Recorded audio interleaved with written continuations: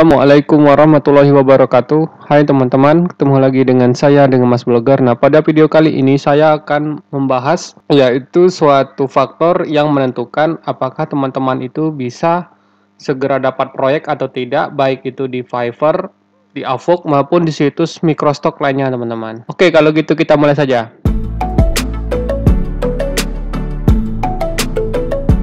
Jika teman-teman baru pertama kali berkunjung ke channel saya, yaitu channel Mas Blogger, silakan subscribe dulu dan aktifkan loncengnya, jadi teman-teman tidak ketinggalan jika ada video terbaru dari Mas Blogger. Nah, bisa dicek di sini. Ini adalah Fiverr, jadi bisa teman-teman cek. Kalau saya ambil contoh Fiverr ini dengan skillnya itu sebagai penulis, teman-teman. Kalau teman-teman perhatikan secara lebih detail, di sini kan harganya beda-beda ya, teman-teman. Nah, ini beda-beda. Tapi tahukah teman-teman bagaimana mereka melewati prosesnya sehingga mendapat banyak review seperti ini? Dan apa sih yang diperlukan untuk bisa segera mendapatkan proyek, baik itu di Fiverr maupun di Upwork maupun di situs microstock lainnya, teman-teman. Ini juga misalnya contoh sebagai misalnya di Upwork nih, dia sudah mendapatkan misalnya ini 8.000, ada dia sebagai translator, sebagai researcher dan farmasi. Ini juga dia fokusnya pada, eee, penerjemah pada artikel yang berhubungan dengan medis. Nah, dia sudah mendapatkan segini, teman-teman. Ini sebagai rata-rata ini saya rangkum sebagai ini ya, teman-teman, dari orang Indonesia yang utamanya itu sebagai translator, teman-teman, atau penerjemah dari Inggris ke Indonesia. Kemudian ini yang pecah telur, tapi ini secara umum global. Jadi di sini teman-teman cek sebagai data entry. Nah, ini ada dari Ukraina, dia sudah mendapatkan 10K. Nah, dari Filipina ada udah dapat 80K, maupun dari virtual assistant dari Filipina udah dapat 100.000K ya, teman-teman. Dolar ini ya, bukan rupiah. Kemudian yang ini juga saya kelompokkan, saya tulis di sini Indonesia. Di sini bisa dicek banyak yang sudah dapat banyak proyek ya, teman-teman. Nah, sebenarnya apa sih yang menyebabkan mereka itu bisa segera dapat proyek dan sekarang bahkan mereka sudah rutin mendapatkan penghasilan secara terus-menerus dari bekerja sebagai freelancer maupun di Upwork maupun di Fiverr, teman-teman. Nah, jadi di sini seperti saya katakan di awal, ada satu faktor yang menentukan teman-teman itu bisa segera dapat proyek atau istilah dapat penghasilan maupun tidak. Dan sebenarnya ini sudah saya dapatkan dulu waktu saya semasa kuliah. Jadi yang saya jadikan catatan saya yaitu adalah kisah ini, teman-teman. Kisah Alpha Edison. Nah, jadi teman-teman bisa cari nanti di YouTube, bisa baca gimana perjuangan si Alpha Edison ini menemukan yang namanya lampu, teman-teman. Jadi di sini saya percepat aja. Thomas Alva Edison ini dulu dia dianggap bodoh, teman-teman, dengan kawan-kawannya. Pada waktu dia masih SD, bahkan mungkin dia sempat tidak naik kelas, teman-teman. Nah, namun karena beranjak dewasa, dia akhirnya banyak sekali, umur 20 tahun aja dia sudah menghasilkan banyak penemuan penting, misalnya kayak macam-macam lah. Nanti teman-teman bisa cek aja sendiri. Tapi yang paling membuat dia terkenal itu adalah penemuan lampu, teman-teman. Nah, teman-teman tahu tidak berapa lama dia uh, menemukan lampu itu sehingga lampu itu menjadi stabil, dan berapa kali dia melakukan beberapa kali eksperimen percobaan.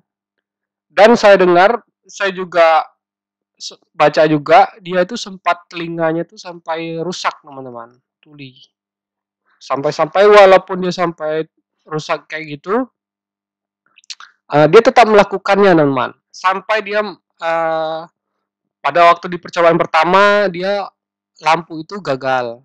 Dia coba lagi dengan bahan yang lain, tersebut gagal, teman-teman. Coba bayangkan kalau misalnya pada saat tahun 1882 itu dia tidak melakukan percobaan secara terus-menerus, Ada yang bilang 1000 kali, ada yang bilang 2000 kali, ada yang bilang 3000 kali. Jadi ada banyak versi, teman-teman. Mungkin kita tidak akan dapat misalnya setiap rumah itu ada penumpuan yang berupa lampu, teman-teman.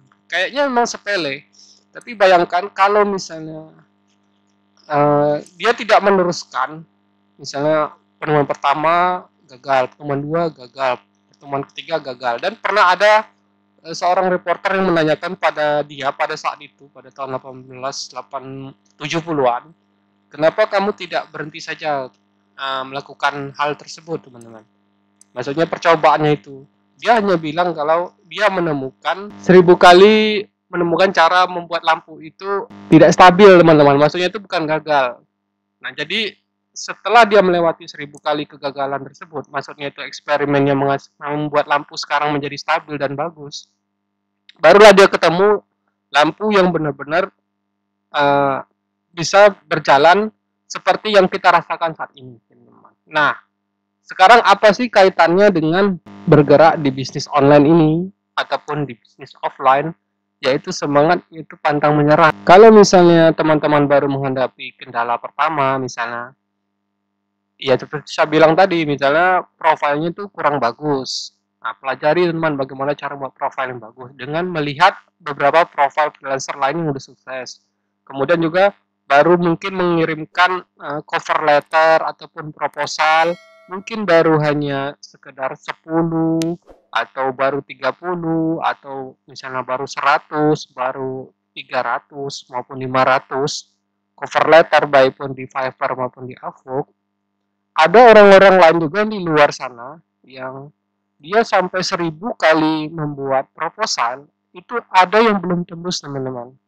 Bayangkan, teman-teman yang baru misalnya ya baru 1-2 hari aja atau baru setahun ataupun di bawah setahun, itu karena teman-teman berhenti atau istilahnya menyerah, teman-teman tidak akan bisa yang namanya pecah telur.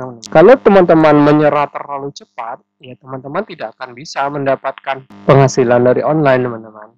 Sama juga di bisnis offline lah. Nggak harus bisnis online, bisnis offline lah. Misalnya tuh teman-teman, saya juga sebelum bekerja, maksudnya itu totalitas di dunia digital, itu saya juga punya usaha dulu, teman-teman. Saya melakukannya dari 2007 sampai dengan 2012, mungkin ya sekitar 5 tahun lah. Nah, ketika orang lain itu sibuk mencari pekerjaan, nah saya coba membuat dulu tuh sempat pengetikan, ngeprint di dekat PDAM, di sekitar Kos Pogung Dalangan, teman-teman.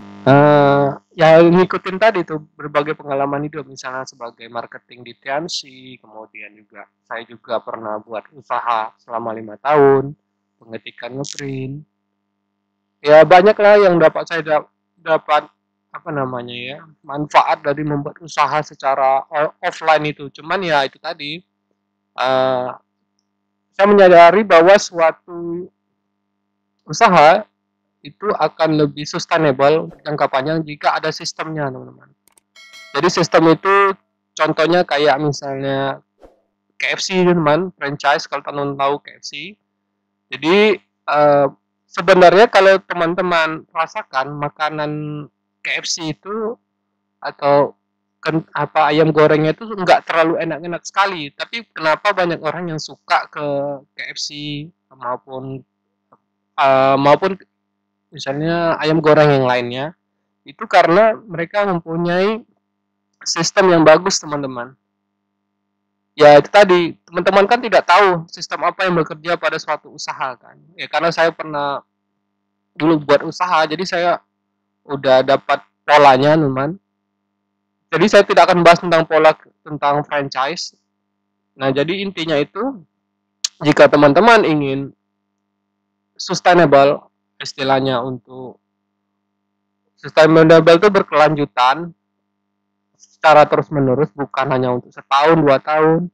Ya teman-teman itu selain membuat misalnya terjun sebagai freelancer juga harus memikirkan gimana caranya dari kegiatan tersebut teman-teman itu mendapatkan penghasilan secara terus-menerus. Nah, itu yang saya bilang dipikirkan itu secara sistem, teman-teman.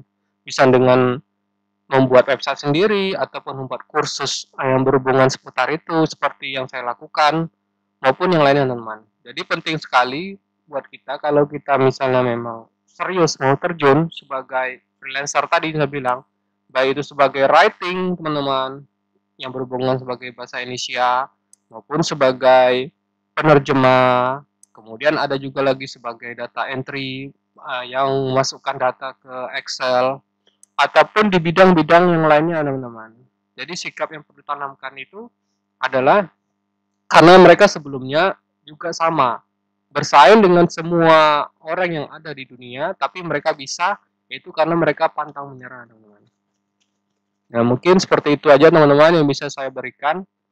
Semoga dengan insight ini berguna buat teman-teman yang mungkin saat ini sudah putus asa, kenapa sih saya belum juga dapat proyek di misalnya di Avok maupun di Fiverr. Ya karena itu teman-teman tidak punya yang namanya sikap pantang menyerah atau pantang mundur, teman-teman. Seperti yang sikap untuk struggle, teman. Seperti yang ada pada orang-orang yang terkenal dahulu, misalnya kayak seperti saya bilang itu di Thomas Alva Edison. Oke, kalau gitu teman, kalau misalnya video ini bermanfaat buat teman-teman, silakan subscribe dan aktifkan loncengnya jadi teman-teman tidak ketinggalan jika ada video terbaru dari Mas Blogger. Oke, kalau gitu sampai ketemu di tutorial berikutnya.